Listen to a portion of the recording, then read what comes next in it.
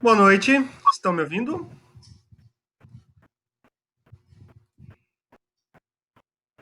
Boa noite. Travou. Vocês estão me ouvindo? Eu estou ouvindo. Está me ouvindo? Sim, Sim, para quem?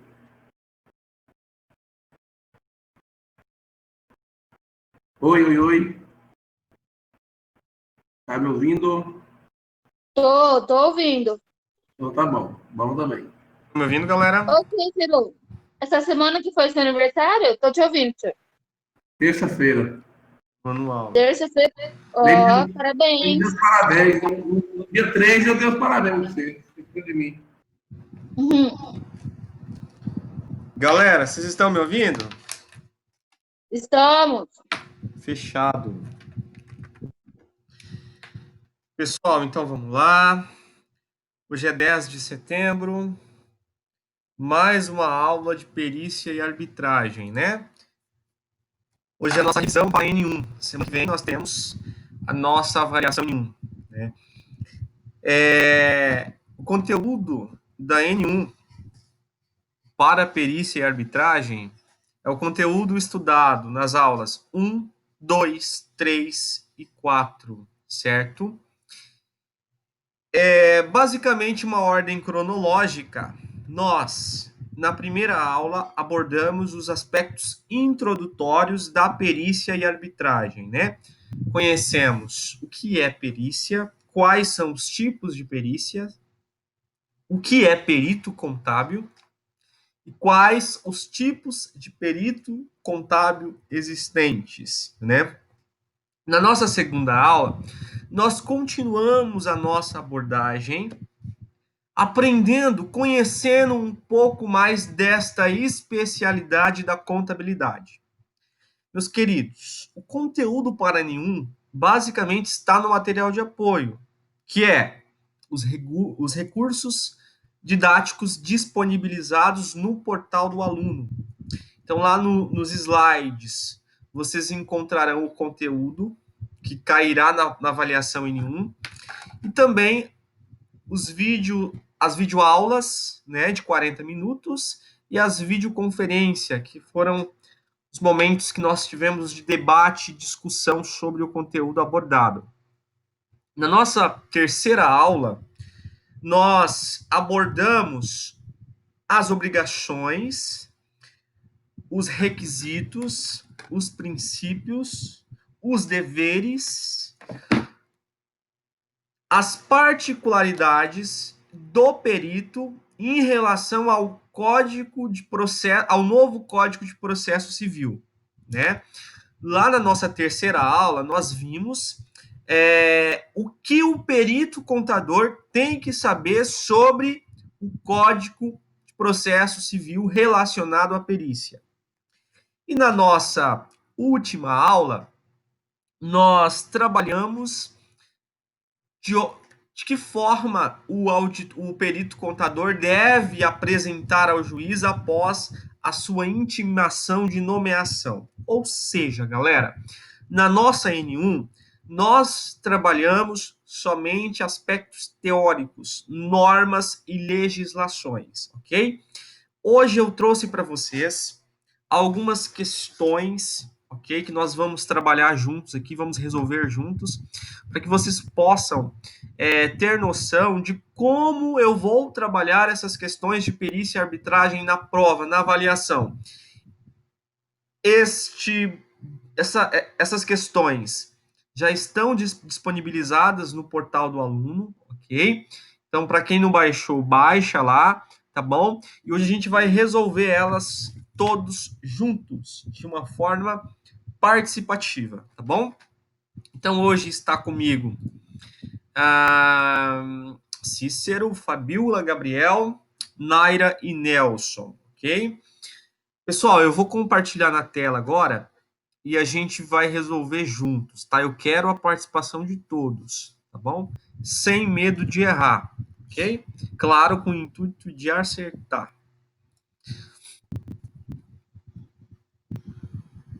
Vamos lá. Estão conseguindo visualizar já na tela? Sim?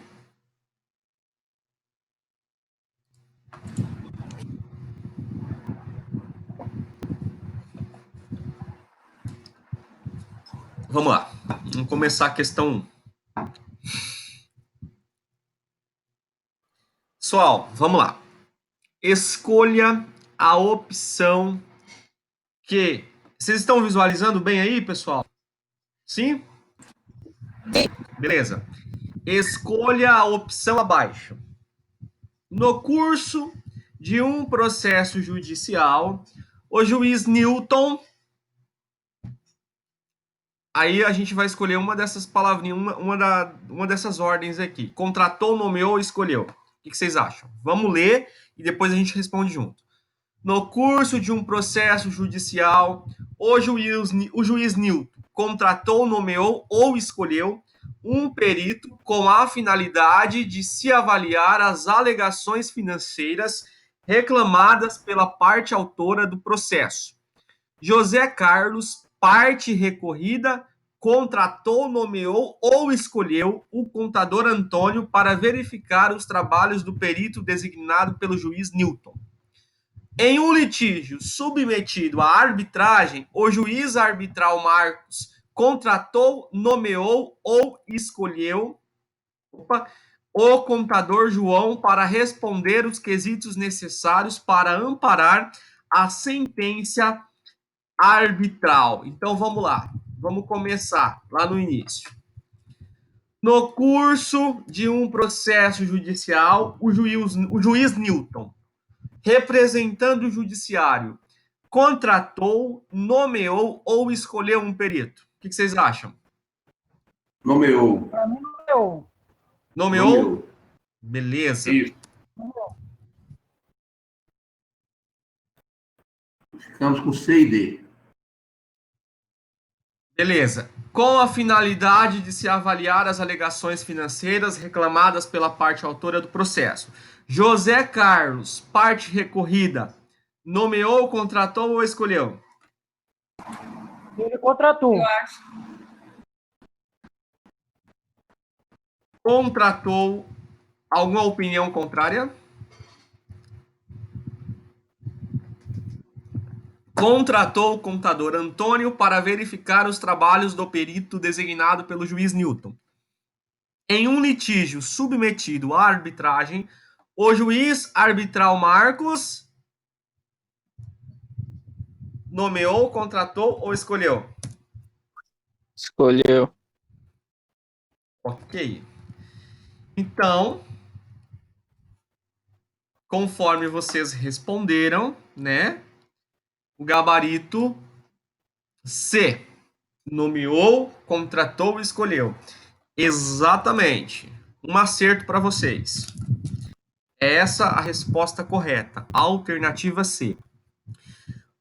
O perito judicial, ele é o perito nomeado pelo juiz. Aí as partes poderá contratar um perito que, pessoal?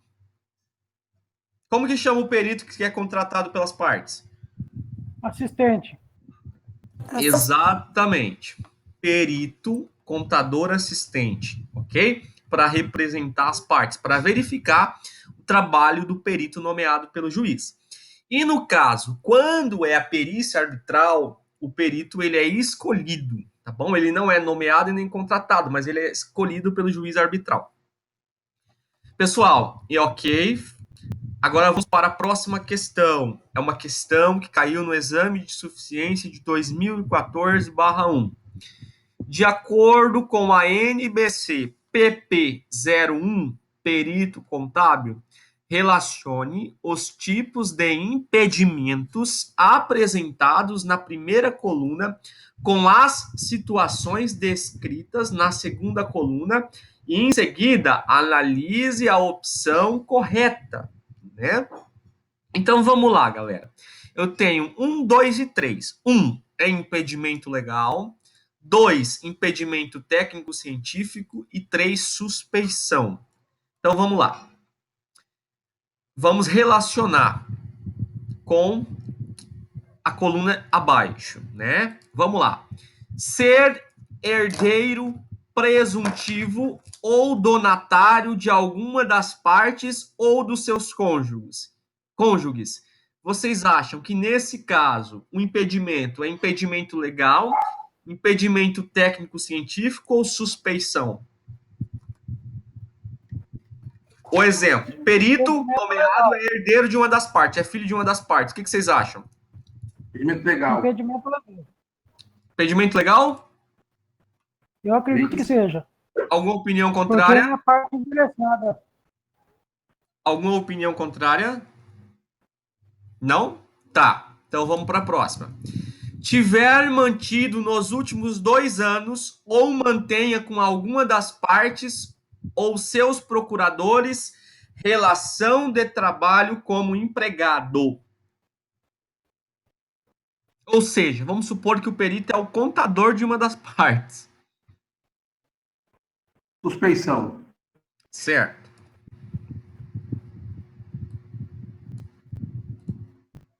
E sobrou o quê? É 3, hein? É 3, é 2, é 3. Perdão, isso, 3. E sobrou 2 aqui, no caso de a matéria em litígio não ser de sua especialidade. Essa é a fácil, né? Essa a gente sabe que é impedimento técnico. O perito não tem competência técnica para aceitar aquele objeto de perícia. Pessoal, então, vocês foram para o caminho certo, só que essa questão é uma questão de uma complexidade um pouco maior e vocês erraram, porque a alternativa correta é a alternativa C. Por que a alternativa C?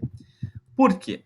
Porque toda vez, conforme a norma NBC PP01, toda vez que houver algum vínculo de herdeiro, por exemplo, herdeiro presuntivo ou donatário, é suspeição, tá? Então seria 3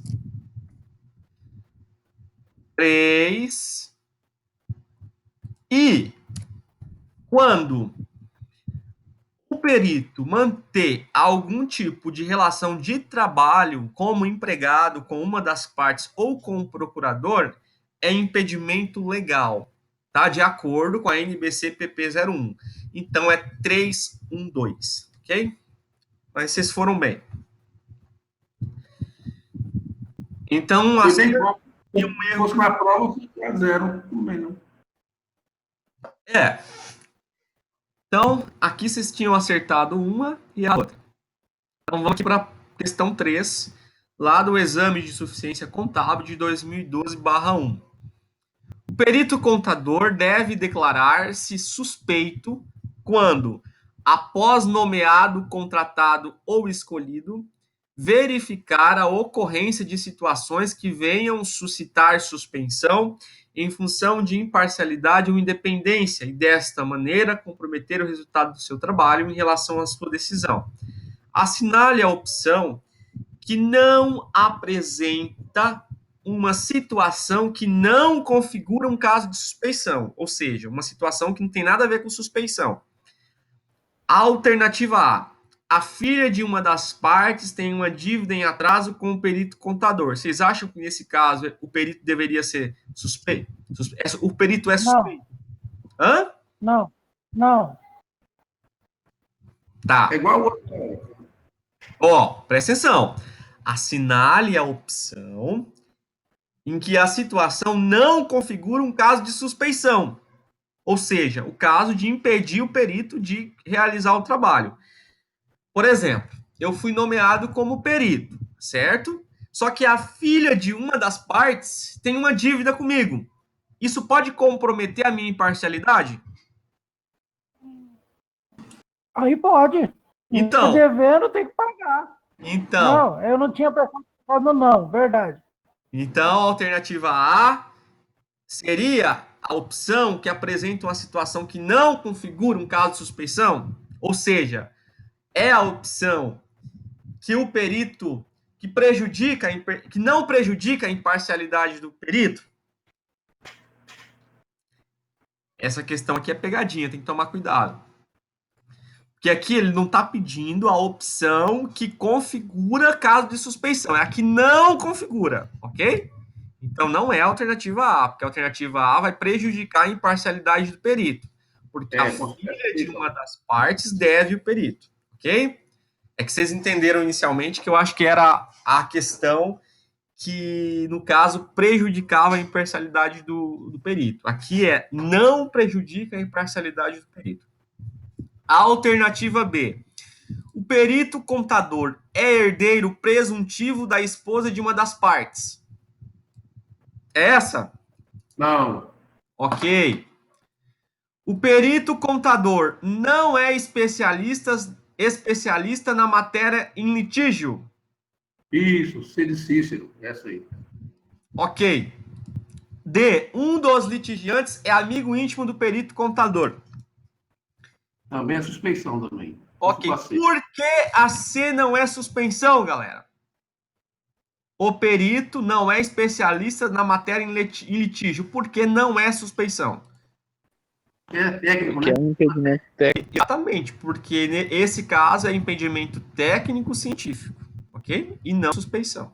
Suspeição é quando, após nomeado o contratado ou escolhido, venha verificar a ocorrência de situações que venham suscitar suspeição do perito em função de sua imparcialidade ou independência comprometida, ok? Vamos para a alternativa 4. Então, por enquanto, vocês acertaram 2, ok? E erraram 1. Duas questões, erraram uma. Vamos para a próxima. Questão de número 4. De acordo com o artigo 464, novo Código de Processo Civil, é a nossa aula 3, a prova pericial consiste em, exceto, o Nelson vai acertar porque caiu uma questão muito parecida com essa no exame de suficiência.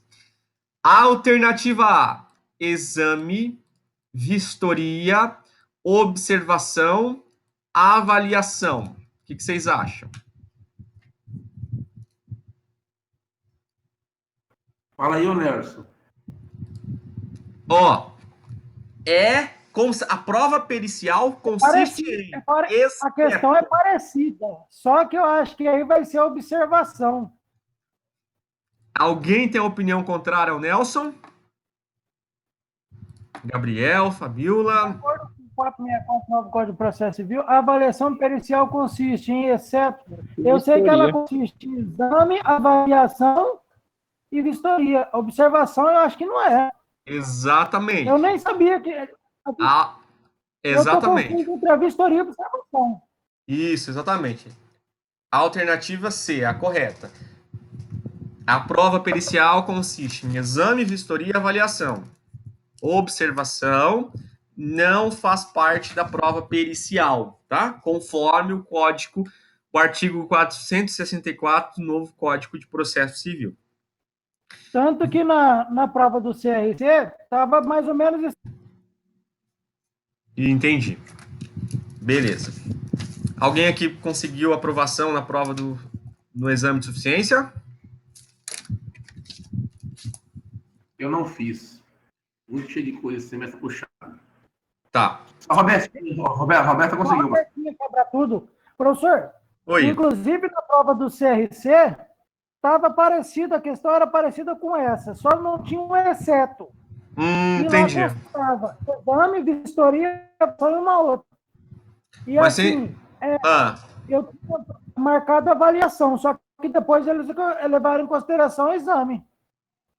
Mas será que não tinha um contexto que indicava que era exame? Depois eu vou analisar. Depois você me manda essa questão. Oi? Depois você me manda essa questão aí. Tá, eu vou mandar para o senhor depois. Beleza. Então vamos lá para a questão de número 5. De acordo com o artigo 464 do novo Código de Processo Civil, o juiz indeferirá a perícia quando, né? Alternativa A. A prova do fato não depender de conhecimento especial técnico. Alternativa B. Agora eu quero que outros respondam, tá? Cícero, Nelson e Alex estão de férias. Então vamos lá. Alternativa A: a prova do fato não depender de conhecimento especial de técnico.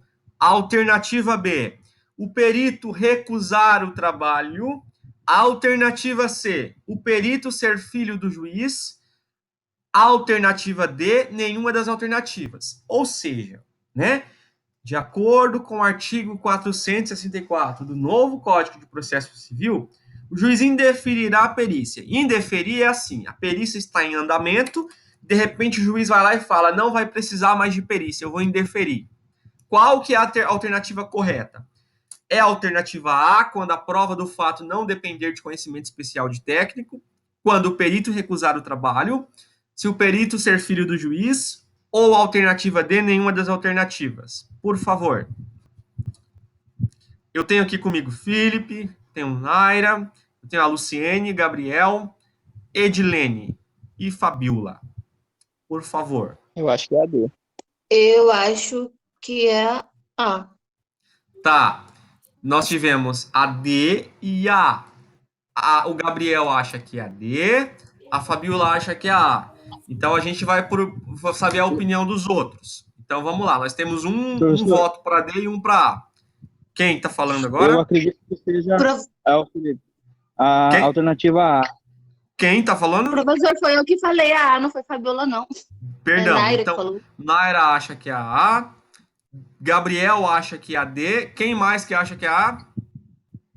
Felipe, A. Felipe também acha que é a A. Quem mais? Edilene, qual que você acha que é?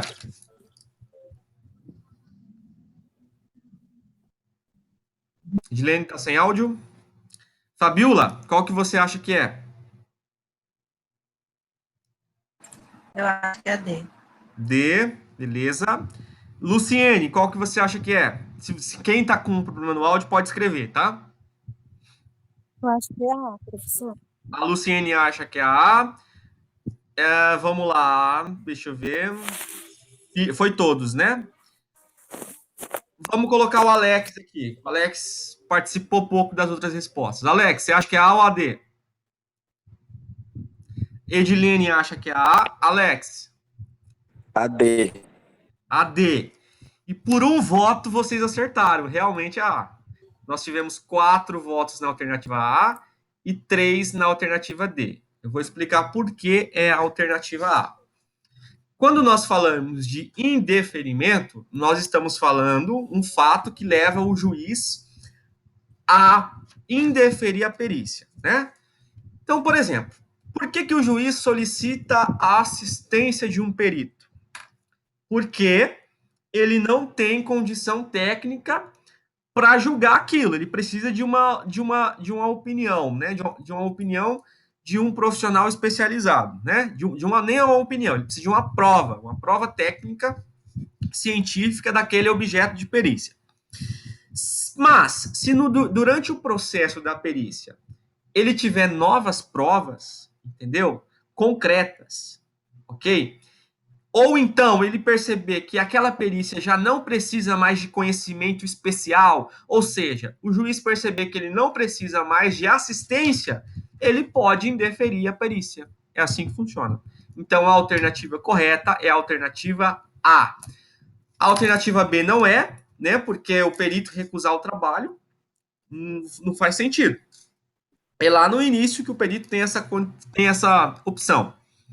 E o perito ser filho do juiz, ele nem poderia, né? É um fato de suspeição nesse caso, ok? E, então, já que é a alternativa A, vocês acertaram. Vamos lá para a próxima questão. Questão de número 6. De acordo com o artigo 465 do novo Código de Processo Civil, agora valem todos, tá?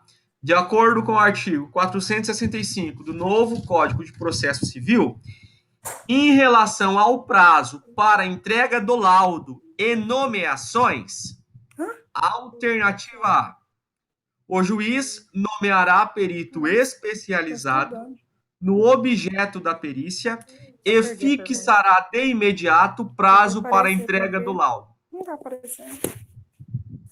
Pessoal, tudo certo? Alternativa B.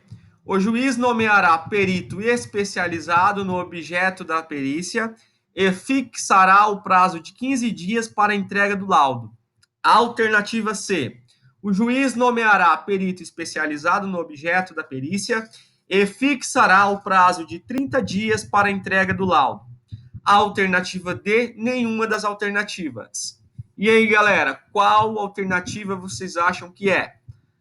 De acordo com o artigo 465, quando o juiz nomeia o perito, o que acontece? E aí, o prazo para a entrega do laudo? Será imediatamente após a nomeação? Será 15 dias após a nomeação? Será 30 dias para a entrega do laudo ou nenhuma das alternativas? Estou no risco de errar, mas nenhuma das alternativas. Certo, Nelson, nenhuma das alternativas. Quem mais? Eu vi o que alguém escreveu aqui, deixa eu ver. Seria imediato. A Edilene falou que é a alternativa A. Quem mais?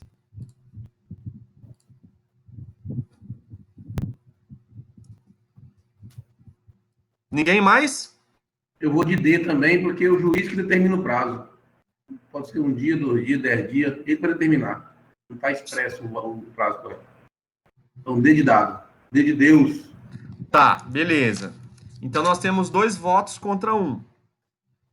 Alguém mais? A letra D está ganhando. E aí, pessoal? Alguém tem opinião contrária? Ou prefere não opinar? Espera aí. Aqui na A fala o seguinte: o juiz nomeará um perito especializado no objeto da perícia e fixará de imediato o prazo para... É A, então. Mudei para A. Ok. Então, a letra A está ganhando. Mais alguma contribuição?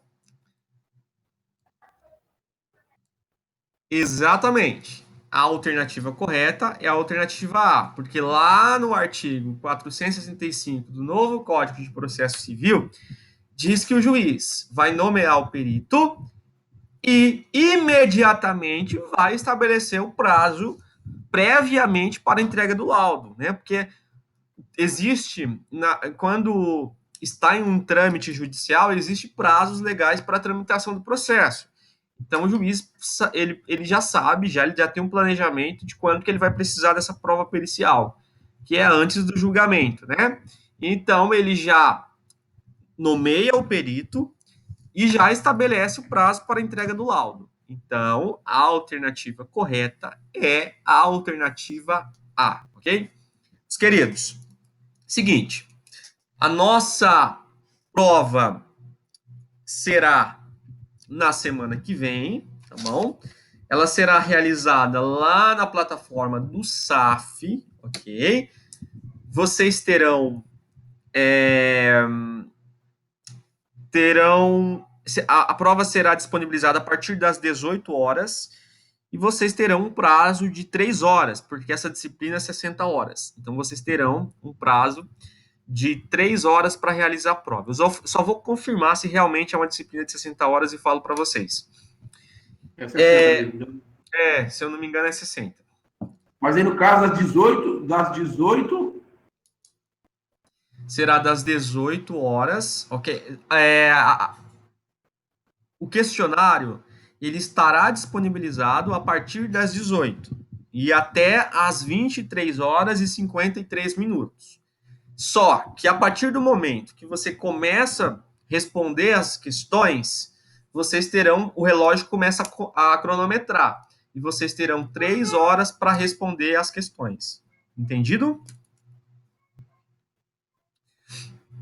Ok? Vamos fazer uma palhaçada agora de horas para a gente responder.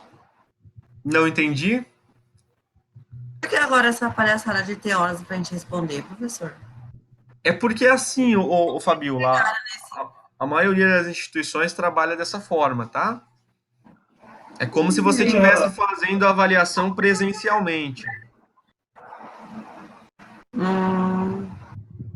sempre decidem a vida das pessoas. Ô, sem nem professor, trabalhar. você falou que a disciplina é de 60 horas, aí vai ter 3 horas. Se for uma disciplina de menos horas, vai ser menos tempo para fazer a prova? 2 2 horas. horas. Disciplinas de 30 horas serão 2 horas para responder as questões. Ué, que Então, lógica que é essa, se o tanto de questão vai ser a mesma coisa? é porque você, geralmente, as disciplinas de 30 horas, você vai ter que fazer 2 provas no mesmo dia, né? Você vai ter 2 disciplinas no mesmo dia. Eu não sei se vocês têm Mas essas disciplinas. essa lógica não tem sentido, vai ser o mesmo tanto de questão, não vai? Mas, por exemplo, lá em sala de aula, presencialmente, não era dessa forma?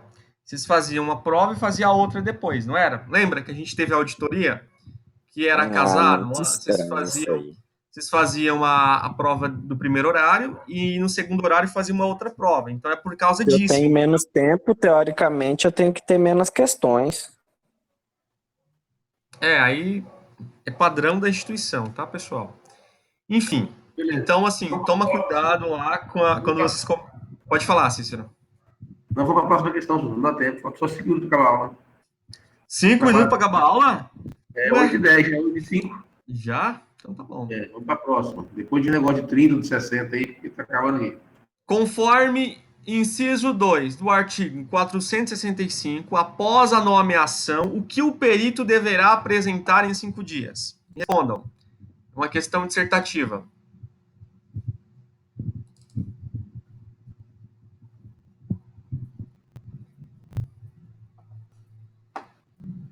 Perdi aqui. Vamos lá. Conforme o inciso 2 do artigo 465, ok? O que o perito deverá apresentar em 5 dias? Então, ele foi nomeado, ok? Foi nomeado, e em 5 dias após o aceite, o que ele deverá apresentar ao judiciário, ao juiz? Vocês lembram? Ele vai fazer o planejamento e em 5 dias vai apresentar o quê?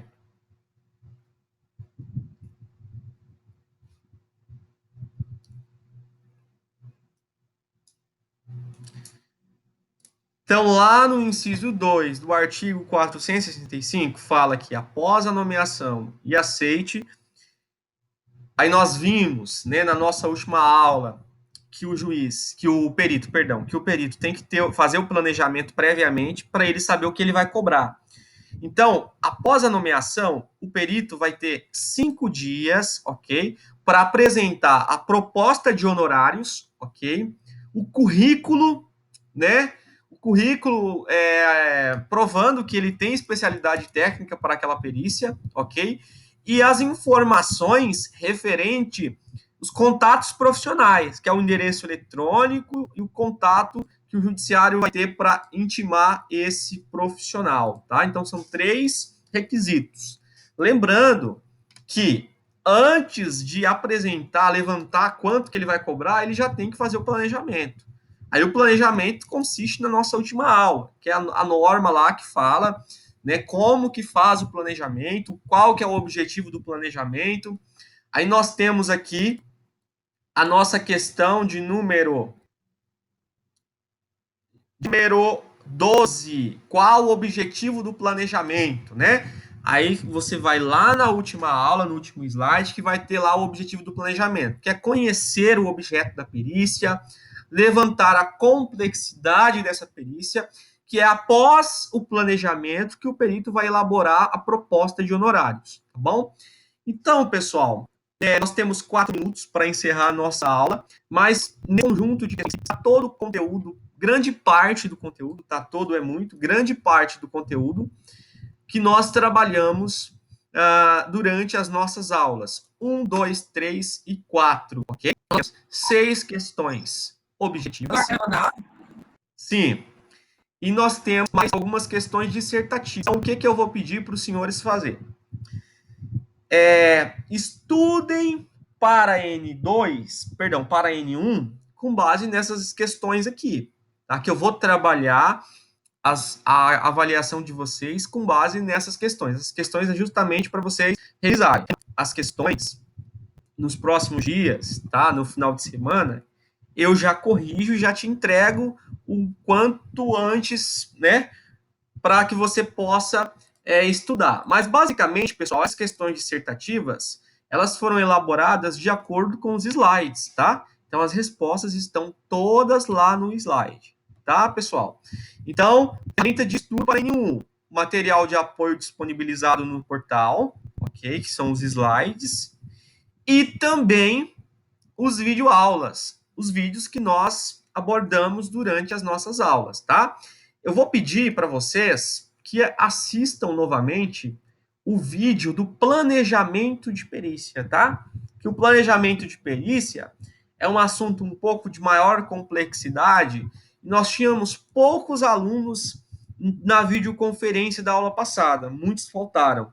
Então, para os que não estão por dentro do que é planejamento, do que é termo de diligência, ok? Qual que é a aplicabilidade do planejamento, qual que é o modelo do planejamento, assista a videoaula da aula passada, ok? Agora eu abro para dúvidas e questionamentos em relação a conteúdo ou as questões que nós abordamos hoje. Alguma dúvida, algum comentário?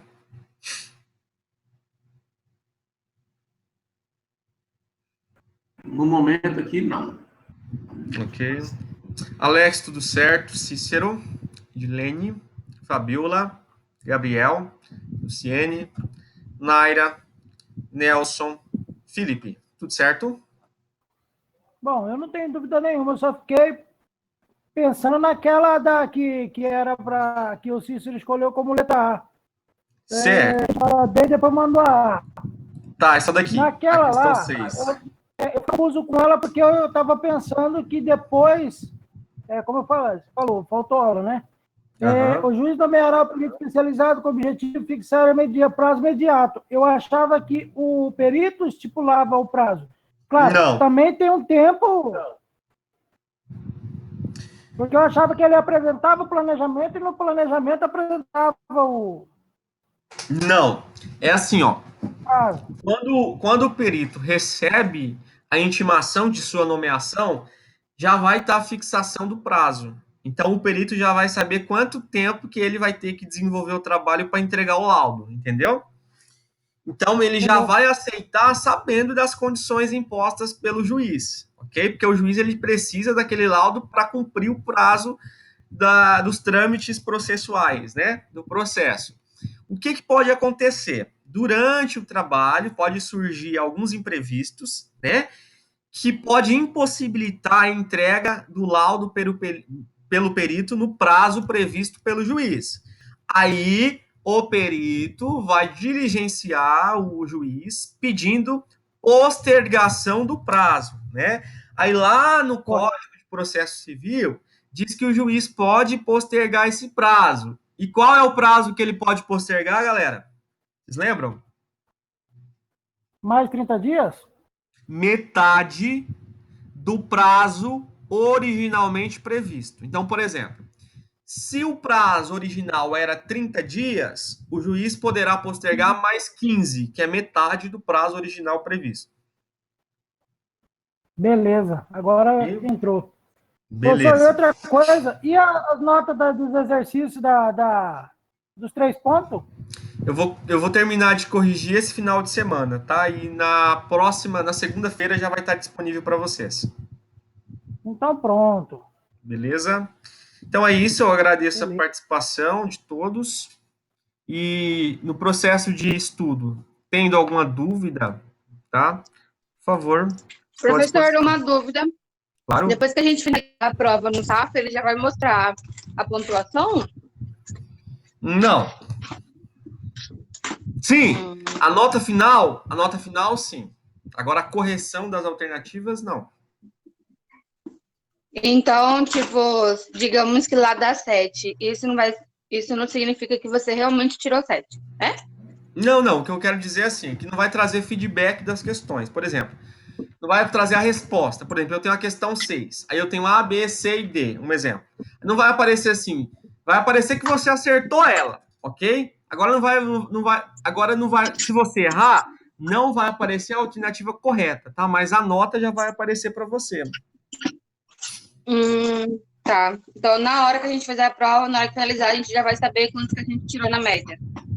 No caso. Sim. Você pega o peso lá e vai saber. Tá bom? A não ser que seja questão dissertativa, né? Que a questão dissertativa o professor vai ter que corrigir. Ok? A objetiva vai aparecer para você. Ah, tá. Então tá bom. Tá bom? Então é isso. Boa sorte a todos. Estudem. E a gente se vê. Na semana que vem não terá videoconferência, mas terá videoaula publicado no portal, tá bom? Dando sequência ao conteúdo para a N2. Agradeço a participação de todos. Fiquem com Deus. Tchau, tchau. Após a gravação desse vídeo, eu vou subir lá no portal e aviso vocês. Ok? Obrigado, tchau. Até mais. Fiquem com Deus.